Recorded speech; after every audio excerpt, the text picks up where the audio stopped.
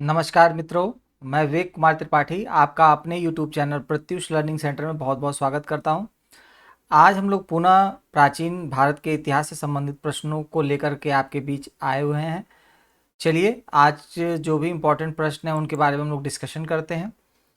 इसके पहले मौर्य साम्राज्य का एक पार्ट जा चुका है, आप लोग उसको मुझे उम्मीद है कि पूरा कर लिए होंगे। ठीक है, तो चलिए आज अपने सेशन को स्टार्ट करते हैं। स्टार्ट करने से पहले चैनल को लाइक करें, सब्सक्राइब करें, शेयर करें।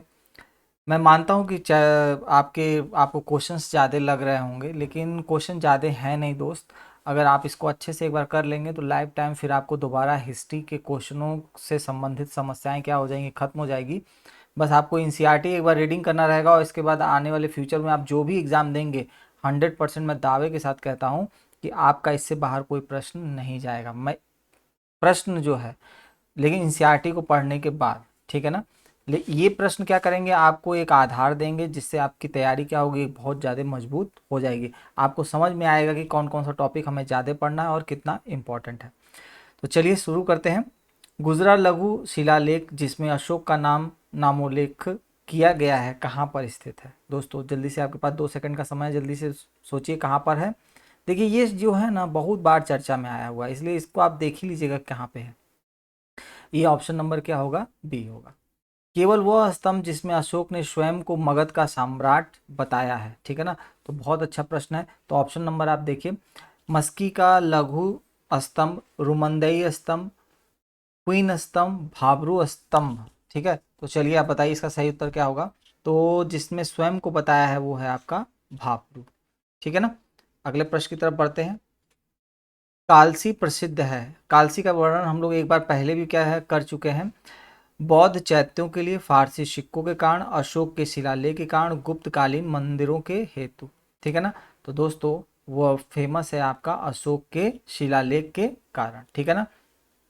अगला है, उत्तराखंड में सम्राट अशोक के शिलालेखों की एक प्रति कहाँ मिली थी। ठीक है ना। तो ये स्पेशली उत्तराखंड में पूछा था क्वेश्चन, तो वहाँ का है। ठीक है, तो आप लोग इस पर घबराइएगा मत, लेकिन जगह तो बहुत ही इंपॉर्टेंट है। तो उत्तर आपका क्या होगा, आपका कालसी। ठीक है ना। कलिंग युद्ध की विजय तथा क्षतियों का वर्णन अशोक के किस शिलालेख में है। बहुत ही इंपॉर्टेंट प्रश्न है और दोस्तों आपके एग्जामिनेशन के परिपेक्ष से बहुत इंपॉर्टेंट है। मैंने आपसे पहले ही बोला था कि जितने भी शिलालेख हैं आप देखेंगे, कोई भी सिंपल बुक उठाएंगे, लूसेंट भी उठाएंगे, तो उसमें एकदम स्पष्ट दिया हुआ है। बस रीडिंग मार लेना है दोस्त, रटना नहीं है। 2-3 बार रीडिंग मार के जाएंगे, आपका काम हो जाएगा। वीडियो को 2-3 बार सुन लेंगे तो मैक्सिमम क्वेश्चन आपके दिमाग में चलने लगेंगे। और जब आप एनसीईआरटी पढ़ेंगे, अभी तो आपका एग्जाम सर के ऊपर है तो आप बहुत कम समय है मैं कहूँगा पढ़ने के लिए, लेकिन जब आप इसके मेंस में जाएंगे और पीटी के और जो आपके बड़े एग्जाम्स में जाएंगे, यूपी पीसीएस होने वाला है, समीक्षा अधिकारी होने वाला है, तो उस कंडीशन में यहाँ पर आपको ये क्या करेंगे, पूरा मदद करेगा आपके क्वेश्चन को सॉल्व करने में। ठीक है, तो दोस्तों इसका सही उत्तर है आपका ऑप्शन नंबर डी। तो 10, 11, 12, 13, इसका मतलब 13वें शिलालेख में क्या किया गया है, इसका वर्णन किया गया है। अगला है, अशोक के निम्न अभिलेखों में पूर्ण रूपेण धार्मिक सहिष्णुता के प्रति समर्पित कौन सा अभिलेख है। ठीक है ना। तो यह भी बहुत इंपॉर्टेंट है, देखते हैं कौन सा है। 13वां, 12वां, 8वां, भाब्रू। ठीक है, तो चलिए देखते हैं इसका सही विकल्प क्या होगा आपका। आपका 12वें में धार्मिक सहिष्णुता के प्रति क्या की गई है, बताया गया है। अशोक के जो प्रमुख शिलालेख संगम राज्य के विषय में हमें बताते हैं उनमें सम्मिलित है। ठीक है, तो ये थोड़े से फैक्चुअल क्वेश्चन है, आप शिलालेख पढ़ के जाएंगे तो आपका कभी भी गलत नहीं होगा। तो यह है आपका दूसरा और 11वां, 12वां, 13, तो मतलब दूसरा और 13वां में बताया गया है। ठीक है, निम्न में से किस दक्षिण राज्य का उल्लेख अशोक के अभिलेखों में नहीं है। चोल, पांड, सती, सती या पुत्र और सातवाहन। सतीय, पुत्र और सातवाहन। ठीक है, तो ये बहुत अच्छा है। तो सातवाहन के बारे में उसकी चर्चा नहीं की गई है। ठीक है, टॉलमी फिलाडेल्फस जिसके साथ अशोक ने राजनय संबंध स्थापित, मतलब संबंध थे, कहाँ के शासक थे। तो वह शासक थे आपके साइरोन, मिस्र, मकदूनिया, सीरिया। तो थे आपके मिस्र के शासक थे। ठीक है, अगला प्रश्न है, अशोक का समकालीन तुर्मय कहाँ का राजा था? बहुत ही अच्छा प्रश्न है, जल्दी से बताइए, आपके पास 2 सेकंड का मौका है कि तुर्मय कहाँ का राजा था। तो वो थे आपके मिस्र के राजा थे। ठीक है। अगला, निम्नलिखित में से किस राजवंश के शासक के सुदूर देशों जैसे सीरिया एवं मिस्र के साथ राजकीय संबंध थे? चोल, गुप्त, मौर्य और पल्लव। तो इसका सही उत्तर होगा आपका मौर्य वंश के साथ उसके क्या थे? सुदूर देश के संबंध थे। निम्न में से अशोक के किस शिलालेख मतलब अभिलेख में पारंपरिक अवसरों पर पशु बलि पर रोक लगाई गई है? ऐसा लगता है कि यह पाबंदी पशुओं के वध पर थी। ठीक है ना। तो दोस्तों, एक फर्स्ट है, पांचवा है, वहाँ है, 11वां है। ठीक है। तो दोस्तों, इसका सही उत्तर होगा आपका ऑप्शन नंबर बी। पशु का जो है वो 5वें अभिलेख में क्या किया गया है, उसकी चर्चा की गई है। निम्नलिखित प्राचीन भारतीय अभिलेखों में से कौन सा एक खाद्यान्न को देश में संकट काल में उपयोग हेतु सुरक्षित करने के बारे में प्राचीनतम शाही आदेश है? ठीक है ना, ये अच्छा क्वेश्चन है। देखते हैं इसका विकल्प क्या है। सहगोरा ताम्रपत्र, अशोक का रुमंदई स्तंभ लेख, प्रयाग प्रशस्ति और चंद्र का मेहरौली स्तंभ लेख। ठीक है। तो चलिए जल्दी से बताइए इसका क्या होगा। तो ये जो खाद्यान्न से संबंधित समस्या था वो उसका है सहगोरा ताम्रपत्र में बताया गया है। ठीक है। चलिए, कथन और कारण वाला प्रश्न है और देखते हैं इसका सही उत्तर क्या होगा। अशोक ने कलिंग को मौर्य साम्राज्य में जोड़ लिया था। हाँ, जोड़ा था, ये तो सही लग रहा है। ठीक है, सही लग रहा है क्या? सही है ही। कलिंग दक्षिण भारत को जाने वाले स्थलीय और समुद्री मार्गों को नियंत्रित करता था। हाँ, ये भी सही है। ठीक है ना। तो ये क्या होगा, ए और आर दोनों सही हैं और आर ए का क्या है, सही स्पष्टीकरण प्रस्तुत करता है। ठीक है ना, इसीलिए तो उसके ऊपर आक्रमण किया गया था। मौर्यकालीन शासकों ने धार्मिक आधार पर भू अनुदान नहीं दिया था। ठीक है। और अगला स्टेटमेंट है, भू अनुदान के विरुद्ध कृषकों ने क्या किया था? विरोध किया था। ठीक है। तो अब देखते हैं इसमें स्टेटमेंट कौन सा सही। तो भू अनुदान नहीं दिया था, हाँ ये तो बात सही है। भू अनुदान के विरुद्ध कृषकों ने विरोध किया था, तो ऐसा कोई चीज नहीं है, इसलिए ऑप्शन नंबर सी क्या होगा आपका सही होगा। ठीक है। अगला है, प्राचीन यूनानी राजदूत मेगास्थनीज भारत में किसके दरबार में आए थे? ये बहुत ही प्रसिद्ध क्वेश्चन है और बहुत ज़्यादा एग्जाम से पूछा भी गया है। तो अशोक, हर्षवर्धन, चंद्रगुप्त मौर्य और हेमू, तो वो आए थे चंद्रगुप्त मौर्य के दरबार में आए थे। ठीक है। मेगास्थनीज ने भारतीय समाज को कितनी श्रेणियों में विभाजित किया? तो 4, 5, 6 और 7। तो दोस्तों, उन्होंने डिवाइड किया था 7 श्रेणियों में, समाज को डिस्ट्रीब्यूट किया था। निम्नलिखित में से किस स्रोत में उल्लेखित है कि प्राचीन भारत में दास्तां नहीं थी? ये बहुत ही इंपॉर्टेंट क्वेश्चन और हमें लगता है कि कई बार एग्जामिनेशन में पूछा जा चुका है। और दोस्तों, अर्थशास्त्र, मुद्रा राक्षस, मेगास्थनीज की इंडिका और वायु पुराण। दोस्तों, ये सही उत्तर होगा मेगास्थनीज। ठीक है ना। अगला है, मौर्य काल में टैक्स को छुपाने या चोरी के लिए इनमें से क्या दंड दिया जाता था? ठीक है ना। तो चलिए देखते हैं कौन सा दंड दिया जाता था। मृत्युदंड, सामानों की कुर्की, कारावास और उपरोक्त में से कोई नहीं। तो टैक्स चुराने वाले को क्या किया जाता था? मृत्युदंड की सजा दी जाती थी। ठीक है। वह स्रोत जिसमें पाटलिपुत्र के प्रशासन का वर्णन उपलब्ध है? दिव्यावदान, अर्थशास्त्र, इंडिका, अशोक शिलालेख। ठीक है। तो प्रशासन का जो वर्णन है वो आपका इंडिका में क्या है, दिया गया है। ठीक है ना। पाटलिपुत्र। ठीक है ना। अगर समाज का और प्रशासन का पूछता तब विकल्प गलत हो जाता और दूसरा हो जाता। फिर निम्नलिखित में से कौन स्रोत मौर्यों के नगर प्रशासन का विस्तृत विवरण प्रस्तुत करता है? कौटिल्य का अर्थशास्त्र, मेगास्थनीज की इंडिका, ठीक है, विशाख दत्त का मुद्रा राशक, अशोक का अभिलेख। अब जानना ये सब चीज़ें, ये इनकी यहाँ किताबों के नाम भी आप देखते जाइएगा इसमें। ठीक है ना। तो ये होगा मेगास्थनीज की इंडिका और इनके किताबों के नाम भी आप ध्यान रखिएगा। ठीक है ना। ये आपसे वनडे एग्जामिनेशन में 100% पूछेगा। तो इसका सही विकल्प होगा आपका ऑप्शन नंबर बी। मेगास्थनीज की पुस्तक का नाम क्या है? ठीक है ना। तो ये तो बहुत सरल है, आपका क्या है, इंडिका उनकी पुस्तक का नाम है। ठीक है। अगले प्रश्न की तरफ बढ़ते हैं। वर्तमान नगर पालिका प्रशासन का कौन सा कार्य मौर्य काल से जारी है? नाप तौल के बाटों का निरीक्षण, वस्तुओं की कीमत निर्धारित करना, जन्म और मृत्यु का पंजीकरण, शिल्पकारों का संरक्षण। तो दोस्तों इसका सही होगा आपका जारी है, मृत्यु एवं जन्म का पंजीकरण। सोचिए उस समय ही से ये क्या है, पंजीकरण की जो प्रथा थी क्या थी, प्रारंभ थी हमारे यहाँ। मौर्य नरेशों के बारे में निम्न में से कौन सा कथन सही है? उन्होंने विकास किया था। ठीक है, अब देखते हैं क्या क्या है। क्या है? सांस्कृतिक कला व साहित्य का, ये तो विकल्प सही लग रहा है। ठीक है, सही लग रहा है, क्या सही है ही। अगला है सोने के सिक्के का, तो सोने का सिक्का का तो नहीं विकास हुआ था। चलिए आगे देखते हैं। प्रांतीय विभाजन, हाँ ये भी किया गया था। हिंदू कोष्ठक साम्राज्य, ये भी बात सही था। तो इसके आधार पर हमारा डी विकल्प क्या होगा, ज्यादा उपयुक्त विकल्प होगा। ठीक है ना। अब ए विकल्प तो एकदम सही था, तो ए 3 में आ गया, बी तो अपने आप ही क्या हो गया, हट गया। तो इसका मतलब जब बी विकल्प अपने आप हट गया तो आपका इन्हीं दो में से फिर बचा एक। तो आप अगर कॉमन सेंस का भी यूज करेंगे, लॉ ऑफ एलिमिनेशन का, तब भी आप उस प्रश्न को क्या कर ले जाएंगे, सही कर ले जाएंगे। चलिए, भाग एवं बलि थे। ठीक है, सैनिक विभाग, राजस्व के स्रोत, धार्मिक अनुष्ठान अनुष्ठान और प्रशासकीय विभाग। तो दोस्तों इसका सही उत्तर होगा आपका राजस्व के स्रोत। ठीक है, अगला है मौर्य काल में भूमि कर, जो कि राज्य की आय का मुख्य स्रोत था, किस अधिकारी द्वारा एकत्र किया जाता था? और ये आप लिख लीजिए, ये बहुत ही इंपॉर्टेंट क्वेश्चन है।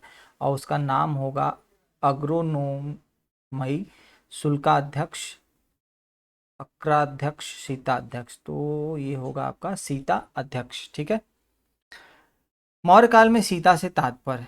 ठीक है, और ये बहुत ही इंपॉर्टेंट है और कई एग्जामिनेशन में आपका पूछा भी गया है। देखते हैं क्या होगा। एक देवी, एक धार्मिक संप्रदाय, राज की भूमि से प्राप्त आय, ऊषर भूमि। तो अभी हम पढ़ के आ रहे हैं, तो क्या होगा, राज की भूमि से प्राप्त आय। ठीक है, मौर्य मंत्रिपरिषद में निम्न में से कौन राजस्व इकट्ठा करने से संबंधित था? समाहर्ता, व्यवहारिका, अंतपाल और प्रतिष्ठा। तो दोस्तों इसका सही होगा समाहर्ता। ठीक है ना।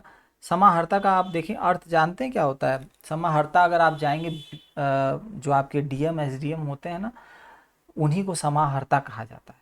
ठीक है ना, ये चीज़ आप जान जाइए, क्योंकि ये मुझसे एक बार इंटरव्यू में पूछा गया प्रश्न था कि कलेक्टर को क्या कहते हैं और एसडीएम को क्या कहते हैं, डीएम को क्या कहते हैं। उन्होंने घुमा फिरा के ऐसे प्रश्न किया था और उन्होंने कहा कि और नाम बताइए, इसका और नाम बताइए। तो मुझे नाम याद नहीं आ रहा था।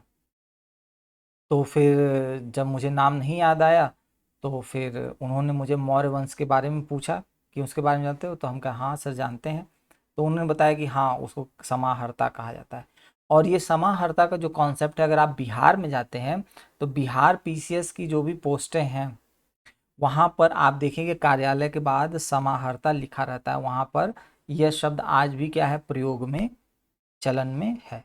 ठीक है, अगला है निम्नलिखित में से कौन मौर्य युगीन अधिकारी, तौल, माप या मान, माप भी कर लीजिएगा इसको, प्रभारी था? ठीक है ना। पोतवाध्यक्ष, पाण्याध्यक्ष, सीता अध्यक्ष, सूना अध्यक्ष। ठीक है ना, तो थोड़ा सा ये कठिन प्रश्न है। तो यह जो तौल माप का था वो था पोतवा अध्यक्ष। ठीक है ना, ध्यान रखिएगा इसका उत्तर। अगला है आपका पंकोदकस सन्निरोधे। ठीक है ना, पंकोद सन सन्निरोधे। ठीक है ना, थोड़ा सा कठिन नाम है। मौर्य प्रशासन द्वारा लिया जाने वाला जुर्माना था। ठीक है ना, तो देखते हैं किस पे ये जुर्माना लिया जाता है। पीने के पानी को गंदा करने पर, सड़क पर कीचड़ फैलाने पर, कूड़ा फेंकने पर, मंदिर को गंदा करने पर। ठीक है, तो दोस्तों ये सही होगा सड़क पर कीचड़ फैलाने पर।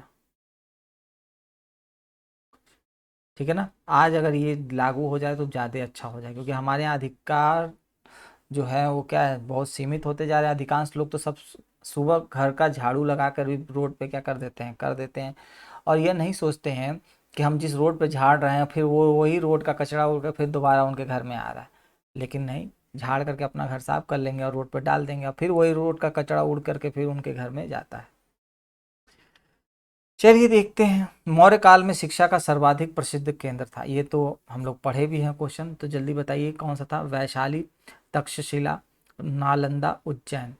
तो सबसे प्रसिद्ध पूछ रहा है, तो यहाँ पे क्या होगा आपका तक्षशिला, ठीक है ना।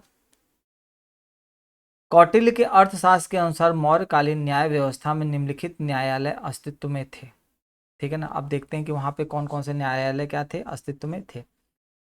चलिए देखते हैं। धर्म महामात्र, ऐसा तो कुछ था नहीं, ये तो पद का थे। धर्म अस्थीय, यह था एक। रज्जुक भी नहीं थे, तो तीन तो नहीं था। तो देखे तीन कहाँ कहाँ से हट रहा है, यहाँ से हट रहा है, और एक कहाँ से हट रहा है, तो एक इससे हट रहा है, एक इससे हट रहा है।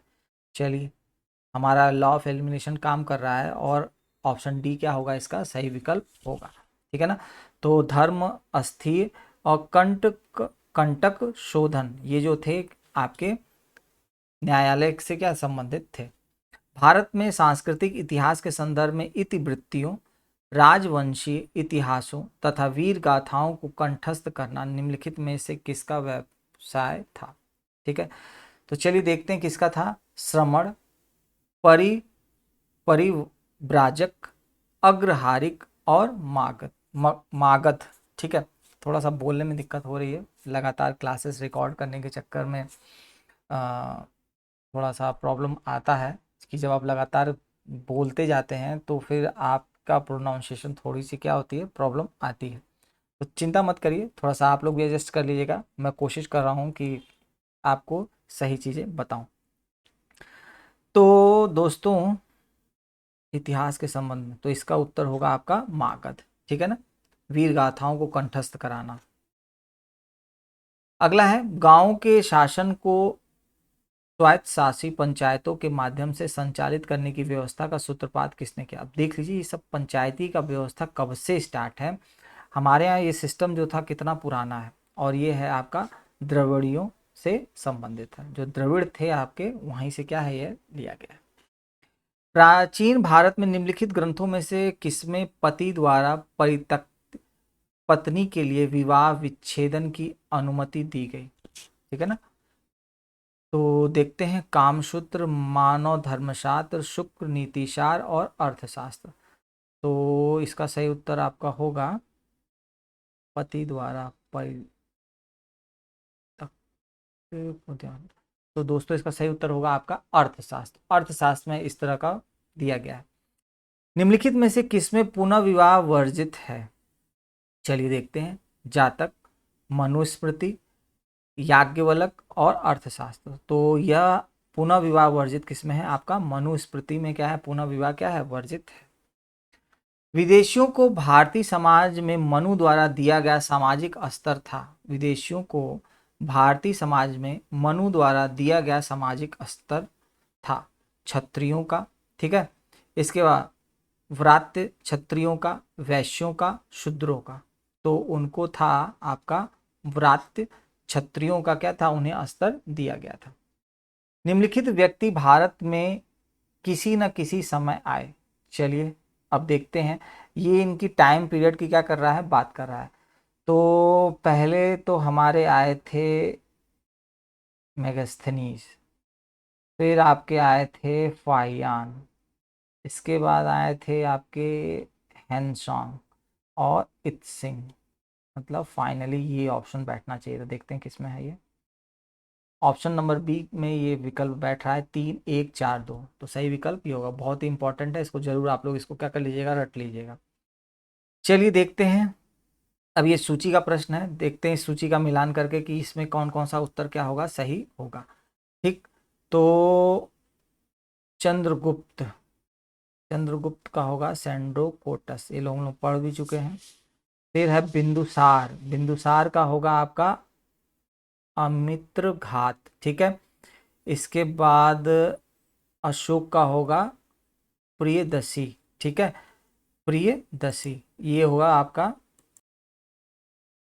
ठीक है। और अंतिम विकल्प बच रहा है, और अंतिम विकल्प आपका क्या है, चाणक्य, ठीक है। बहुत सरल था। अगर हम लॉ ऑफ एलिमिनेशन से चलते तो ये एकदम सही है, तो ये ऑप्शन तो एकदम कट गया।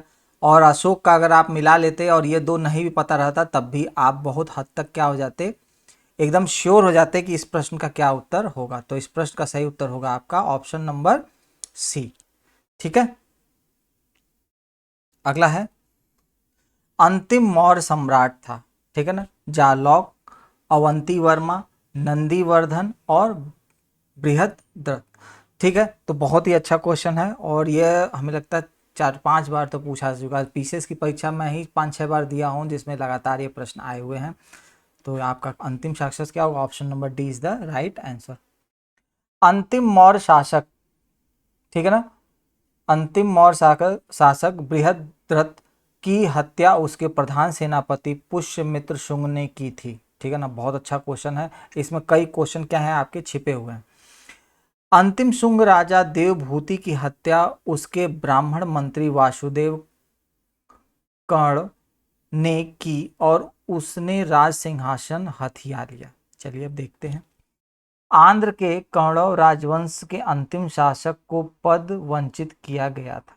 ठीक है, तो ये तो एकदम सही है और यह विकल्प भी एकदम सही है।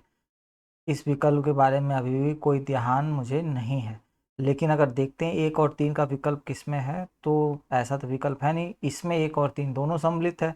इसका मतलब अगर मैं इसको मार देता हूँ तो 100% ये मेरा उत्तर क्या हो जाएगा? सही हो जाएगा। ठीक है, तो आपको यह नियम जरूर अपनाना है एग्जामिनेशंस में। ऐसे प्रश्न जब भी आपके आए तो उन प्रश्नों को टैकल करने के लिए आपको क्या करना है कि इस तरह से लॉ ऑफ एलिमिनेशन थ्योरी का यूज़ करना है। ईसवी सन के पूर्व की कुछ शताब्दियों में निम्नलिखित में से किन शासकों ने गिरनार क्षेत्र में जल संसाधन व्यवस्था की ओर ध्यान दिया? चलिए देखते हैं। महापद्म नंद, चंद्रगुप्त मौर्य, अशोक और रुद्रदामन। तो चंद्रगुप्त मौर्य ने तो दिया था, तो चलो भाई दो तो इसमें नहीं है दो, तो ये तो हट जाएगा। ठीक है, इसके बाद अशोक ने भी जल व्यवस्थान पे दिया था, तो यह भी सही हो जाएगा। तो 2 और 3 सही हो रहा है, तो यह भी गलत हो जाएगा। 2 और 3 इसमें है। और रुद्रदामन, तो रुद्रदामन ने ऐसा कुछ किया नहीं था। कलिंग में कुछ वर्णन मिलता है लेकिन व्यवस्था की ओर ध्यान दिया था ऐसा कहीं साक्ष्य नहीं है, तो इसलिए ऑप्शन बी क्या होगा? एकदम सही उत्तर इसका होगा। जल की आवश्यकता को ध्यान में रखते हुए जिस प्रथम शासक ने गिरनार क्षेत्र में एक झील का निर्माण कराया, आगे जब देखेंगे कि आगे चल के देखिएगा बहुत देर तक इस चीज़ों को क्या करेगा, ये मुगल काल तक भी, ये क्या क्या सल्तनत काल तक आपसे पूछे जाएंगे यहाँ से प्रश्न जल। और देखते हैं कि इसका सही उत्तर क्या होगा। इसका होगा सही उत्तर आपका चंद्रगुप्त मौर्य। ठीक है, निम्नलिखित में से किस अभिलेख में चंद्रगुप्त और अशोक दोनों का उल्लेख किया गया है?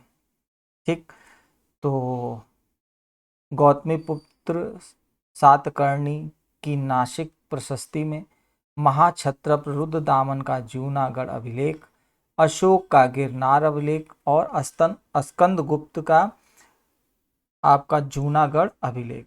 तो दोनों का वर्णन रुद्रदामन में किया गया।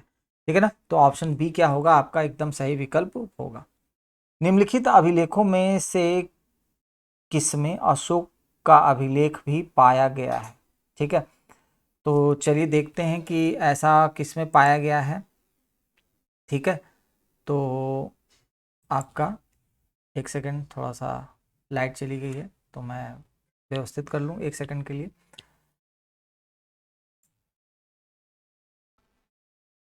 चलिए हम लोग शुरू करते हैं। तो इसका सही उत्तर होगा आपका महाक्षत्रप रुद्रदामन का जूनागढ़ अभिलेख। ठीक है, अगला प्रश्न है बराबर पहाड़ियों की गुफाओं के विषय में निम्न में से कौन सा सही नहीं है? ठीक है, तो बराबर पहाड़ियों पर कुल 4 गुफाएं हैं। फिर है 3 गुफाओं की दीवार पर अशोक के अभिलेख उत्कीर्ण हैं। ये अभिलेख इन गुफाओं में आजीविकों को समर्पित होने का उल्लेख करते हैं। देख रहे हैं ये सब एक एक क्वेश्चन बन रहे हैं इनसे। यह अभिलेख ईसा पूर्व 6ठी शताब्दी के हैं, तो सही नहीं है। तो ये सही विकल्प नहीं होगा। ठीक है ना, ये उसका सही उत्तर नहीं है।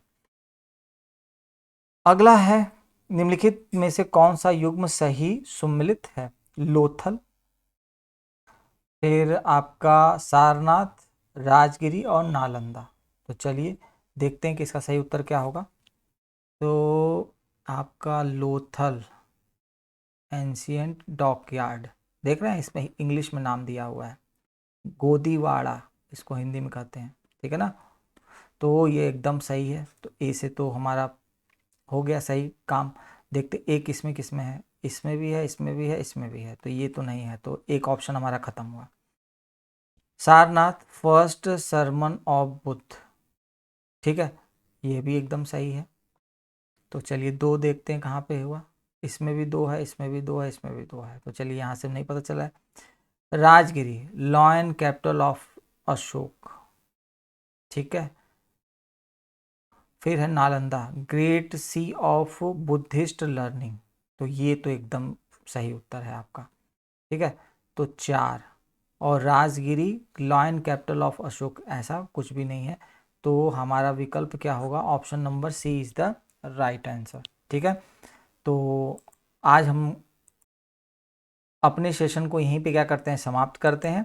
और एक और आपका मौर्य वंश का वीडियो जाएगा जिसमें छोटे छोटे प्रश्न जो रह गए हैं, जो आपके रेलवे, एसएससी और जगहों पे पूछे गए हैं, उनको भी मैं कल लेकर के आऊँगा। तो आपका ये पूरा मौर्य साम्राज्य का कंप्लीट पैकेज हो जाएगा, ठीक है। तो किसी के दिमाग में चल रहा होगा भाई ये लाइन ऑफ कट, तो अगर यहाँ पे सारनाथ होता तो क्या हो जाता, विकल्प एकदम सही हो जाता, लेकिन ये गलत है राजगिरी, ठीक है ना। तो ये ऑप्शन सी ही क्या होगा, इसका सही विकल्प होगा। तो हम लोग यहीं पे अपने सेशन को समाप्त करते हैं। इसके बाद हम लोग का पॉलिटी का सेशन शुरू होने वाला है एक दो दिन के अंदर। फिर हिस्ट्री का भी हमारा लगभग एंशियंट और चल ही रहा है। अब इसी के साथ साथ मॉडर्न भी क्या किया जाएगा, स्टार्ट कर दिया जाएगा कि आपके एग्जामिनेशन के कम से कम 15 दिन पहले तक आपका वीडियो समाप्त हो जाए।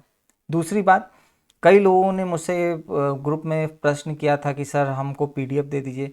तो दोस्तों पीडीएफ देना संभव नहीं है। क्यों नहीं संभव है, मैं इसका रीज़न आपको बताना चाहता हूँ आज।